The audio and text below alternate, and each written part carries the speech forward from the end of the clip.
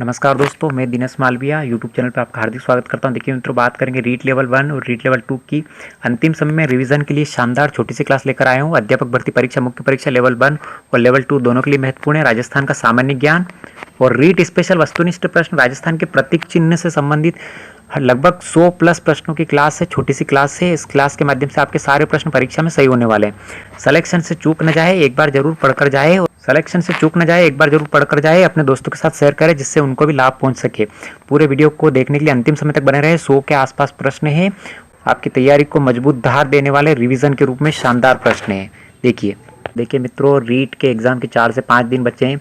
अंतिम समय में आप रिवीजन करें। राजस्थान का सामान्य ज्ञान, रीट स्पेशल वस्तुनिष्ठ प्रश्नों की क्लास और इसमें नोट्स है जो राकेश सारण सर और हरीश जी शर्मा के द्वारा बनाए गए नोट्स है वस्तुनिष्ठ प्रश्न के रूप में। ये उन विद्यार्थियों के लिए है जो यूट्यूब के माध्यम से पढ़ रहे हैं या जो पीडीएफ प्राप्त नहीं कर सकते या जो टेलीग्राम नहीं चलाते हैं, जिन तक पीडीएफ प्राप्त नहीं हुई है राकेश सारण सर और हरीश जी की। राजस्थान सामान्य ज्ञान रीट स्पेशल वस्तुनिष्ठ प्रश्नों की क्लास है। प्रतीक चिन्ह, राजस्थान के प्रतीक चिन्ह की बात करेंगे अपन।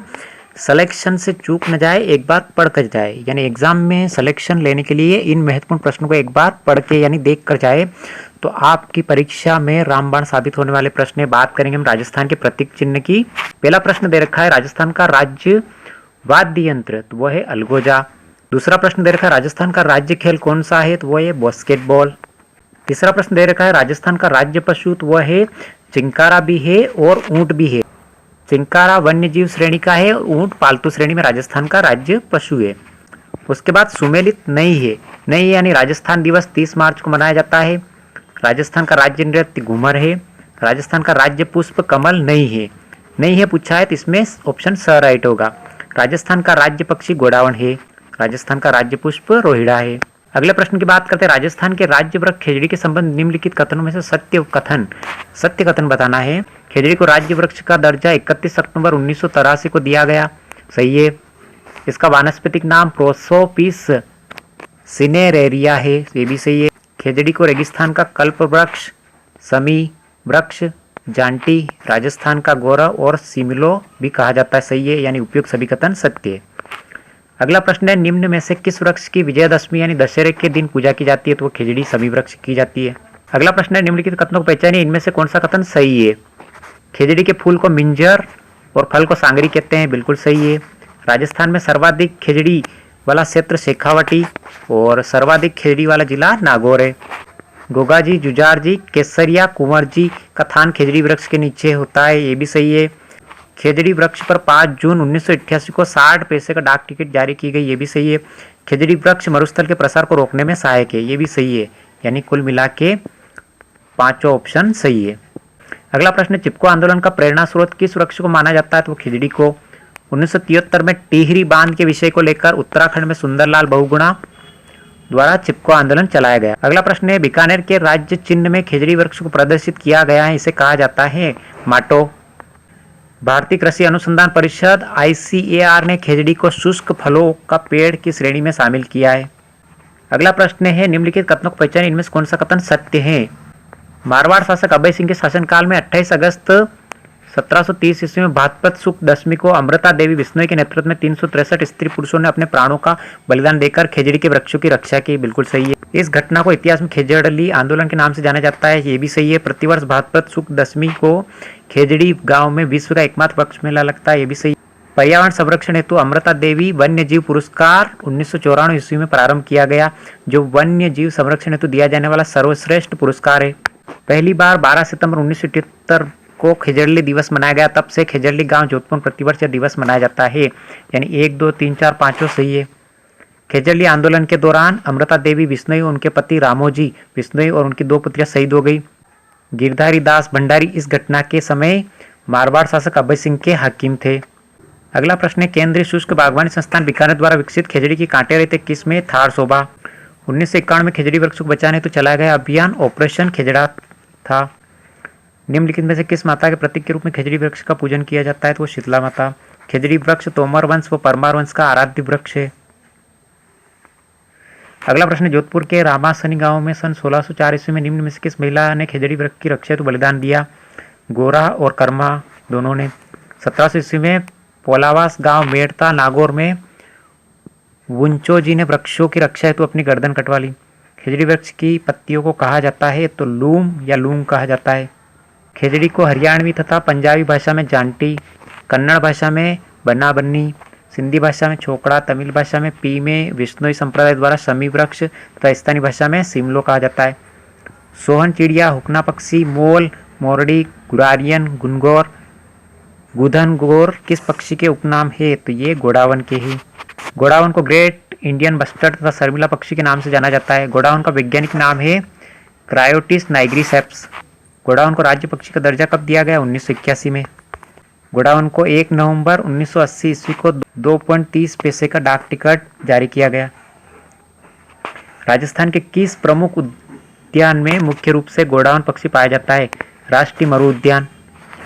सोरसेन, बारा तथा सिकोलिया अजमेर में भी गोडावन पक्षी पाया जाता है। इसका प्रजनन केंद्र माचिया सफारी जोधपुर है।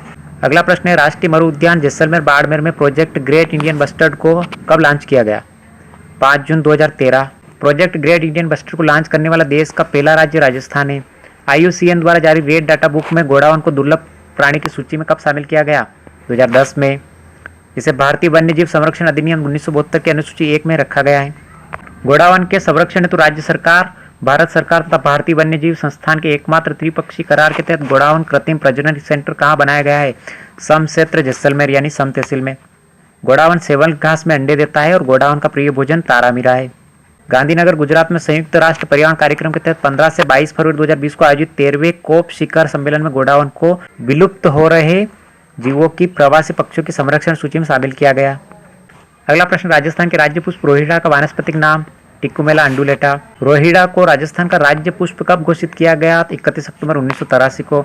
जोधपुर में रोहिड़ा के पुष्प को मारवाड़ टीक के नाम से जाना जाता है। रेगिस्तान मरुस्थल का सागवान राजस्थान की मरुशोभा, मरुटीक निम्न में से किसके उपनाम है? तो रोहिड़ा के। सर्वाधिक रोहिड़ा पश्चिमी राजस्थान में पाया जाता है। बास्केटबॉल को राजस्थान का राज्य खेल कब घोषित किया गया? 1948 में। बास्केटबॉल के खेल में कितने सक्रिय खिलाड़ियों की 2 टीमें होती है? तो 5। बास्केटबॉल लिथुआनिया देश का राष्ट्रीय खेल है और अंतर्राष्ट्रीय बास्केटबॉल संघ फीबा का इस खेल को नियंत्रित करने वाली संस्था है। अगला प्रश्न, राज्य के नृत्य घूमर के संबंध में सही कथन है? यह नृत्य सिर्फ महिलाओं द्वारा किया जाता है, जिसमें महिलाएं घेरा बनाकर नृत्य करती है। यह नृत्य गणगौर त्योहार के अवसर पर सर्वाधिक किया जाता है। इस नृत्य में मुख्यतः ढोल, नगाड़ा, शहनाई वाद्य यंत्रों का प्रयोग होता है। उपयुक्त सभी कथन सही है। अगला प्रश्न है, घूमर नृत्य के दौरान लहंगे का घेर जो वृत्ताकार रूप में फैला होता है उसे कहते हैं घूम।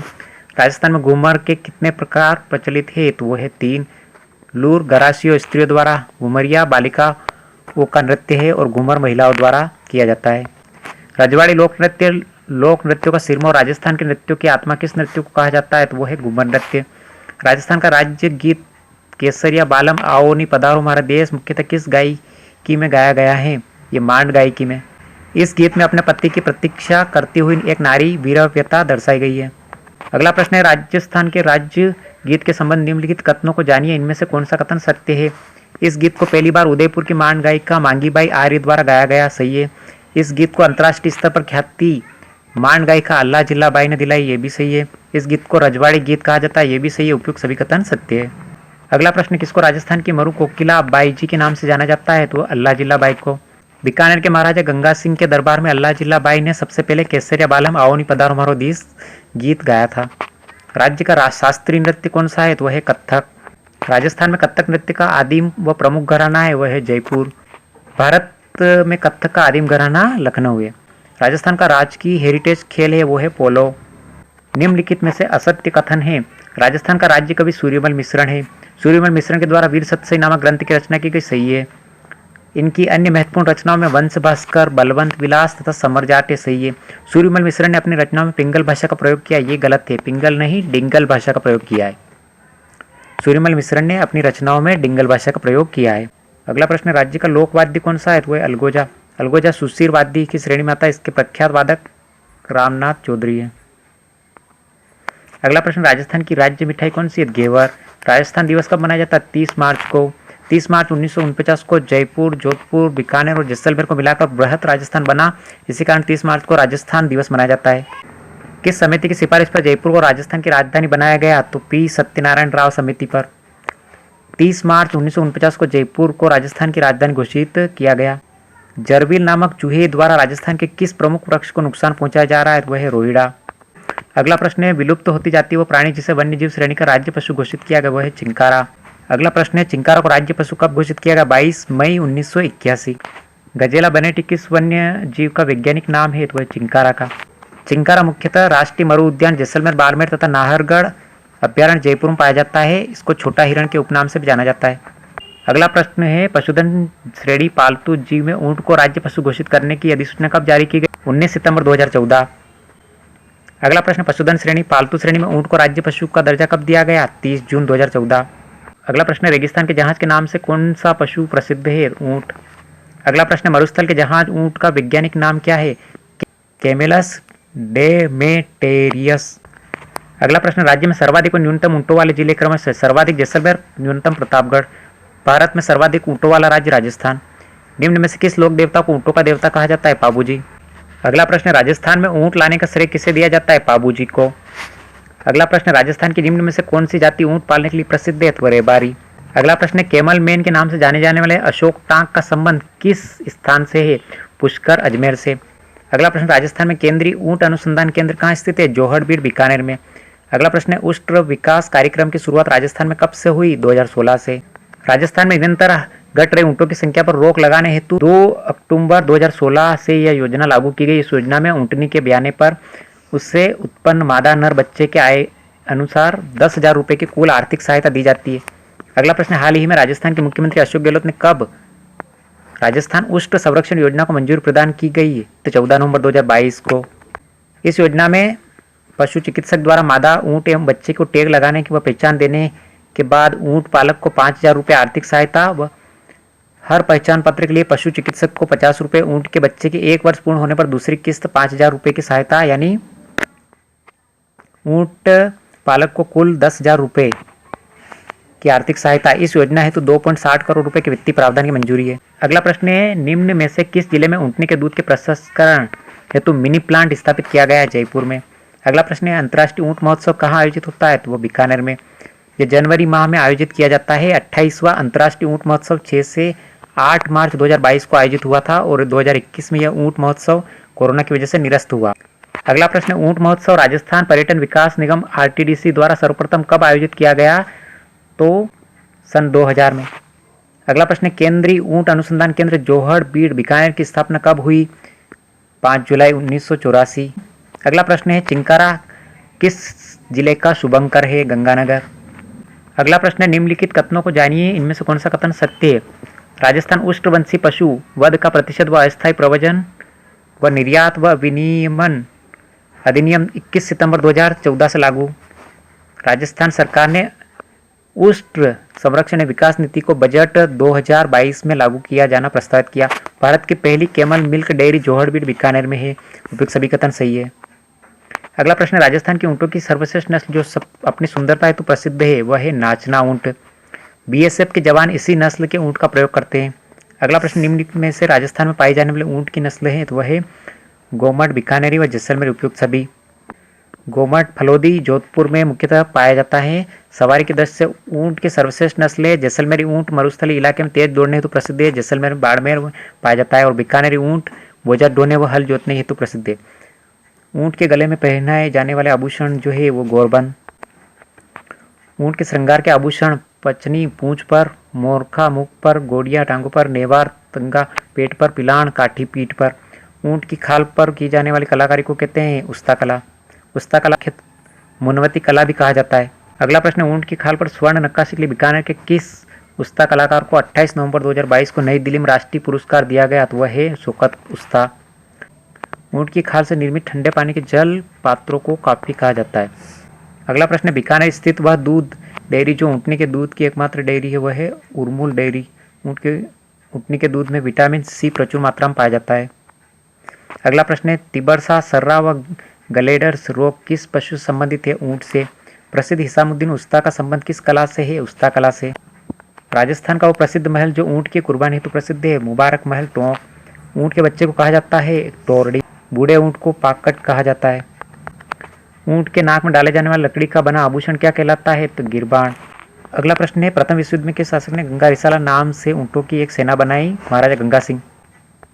ऊँटों की सेना के पराक्रम को देखते हुए बाद में इसे बीएसएफ में शामिल किया गया। बाबूजी को किस जानवर का देवता माना जाता है? तो ऊँटों का। उष्ट्रवाहिनी देवी बीकानेर ऊँटों की देवी, यह पुष्करणा समाज की कुल देवी है। अगला प्रश्न है, लंबे सफर में ऊँट के साथ चलने वाले ऊँट पालक को कहा जाता है? कतारिया। सुमेलित करना है तो मध्य प्रदेश अलवर के अंदर सिवी जनपद की बात करते हैं तो मेवाड़ व उदयपुर, जांगल प्रदेश की बात करते हैं बीकानेर और योद्धे की बात करते हैं तो गंगानगर हनुमानगढ़। असुमेलित है, असुमेलित की बात वागड़ प्रदेश डूंगरपुर बांसवाड़ा सही है। मेवात प्रदेश अलवर भरतपुर सही है। कांठल प्रदेश प्रतापगढ़ को कहा जाता है न कि जोधपुर को, तो ये बिल्कुल गलत है, यानी ये सही है। मलानी प्रदेश बाड़मेर जालौर को कहा जाता है, ये भी सही है। प्रतापगढ़ के आसपास क्षेत्र कांठल कहलाता है। अगला प्रश्न है, असंगत युग्म कौन सा है? मेवल डूंगरपुर बांसवाड़ा के मध्य का भाग सही है। रूमा सांबर झील के आसपास क्षेत्र सही है। सपाद लक्ष अजमेर नागौर सांबर का क्षेत्र। हड़ोती कोटा बूंदी बारा झालावाड़ को कहा जाता है। सिक्कर चुरू झुंझुनू को शेखावाटी कहा जाता है, ये बिल्कुल गलत है, यानी यही सही है। अगले प्रश्न की बात करते हैं, सुमेलित करना है, सुमेलित कीजिए। बावड़ियों का शहर बूंदी को कहा जाता है। राजस्थान की अब्रक नगरी भीलवाड़ा कहा जाता है। राजस्थान की पन्ना नगरी जयपुर कहा जाता है। और छप्पन का मैदान बांसवाड़ा डूंगरपुर को कहा जाता है। कुल मिला के सब ऑप्शन राइट है। अगला प्रश्न है, असंगत युग्म है, असंगत यानी गलत बताना है। राजस्थान का और भारत का मक्का अजमेर सही है। रेड डायमंड धौलपुर कहा जाता है। आइलैंड ऑफ ग्लोरी जयपुर को कहा जाता है। पूर्व का वेनिस अलवर को कहा जाता है, ये बिल्कुल गलत है, यानी यही सही है। पूर्व का वेनिस उदयपुर को कहा जाता है। अगला प्रश्न है, सुमेलित नहीं है यानी कोंकण तीर्थ पुष्कर है। मंकी वैली कोलायत बीकानेर नहीं है। मंकी वैली जयपुर के अंदर है। मारवाड़ लघु माउंट अबू पिपलोद बाड़मेर के अंदर है। और जल महलों की नगरी डीग भरतपुर के अंदर है। मंकी वैली गलताजी जयपुर के अंदर है। राजस्थान का पंजाब सांचौर जालोर के अंदर है। और राजस्थान का स्वर्ण नगरी जैसलमेर को कहा जाता है। अगला प्रश्न है, निम्न में से सुमेलित नहीं है, सुमेलित नहीं बताना है। राजस्थान का खजुराहो किराड़ू बाड़मेर सही है। राजस्थान का मिनी खजुराहो बंडदेवरा बारा सही है। हाड़ौती का खजुराहो कोलवी झालावाड़ सही नहीं है। मेवाड़ का खजुराहो जगत उदयपुर के अंदर है। कोलवी झालावाड़ राजस्थान का एलोरा कहा जाता है। राजस्थान का सिंह द्वार किसे कहा जाता है? अलवर को। राजस्थान का प्रवेश द्वार भरतपुर को। राजस्थान का पूर्वी द्वार धौलपुर को। मरुस्थल का प्रवेश द्वार जोधपुर को कहा जाता है। प्राचीन काल में मांड किसका नाम था? तो वह जैसलमेर का था। अगला प्रश्न है, 100 टापुओं का शहर सुनहरे द्वीपों का शहर किसे कहा जाता है? बांसवाड़ा को। सुमेलित कीजिए तथा सही उत्तर का चयन कीजिए। ग्रेनाइट सिटी, ग्रेनाइट सिटी की बात करते हैं, ग्रेनाइट सिटी जालोर को कहा जाता है, बिल्कुल सही है। डांग की रानी, तो डांग की रानी करौली को कहा जाता है, ये भी सही है।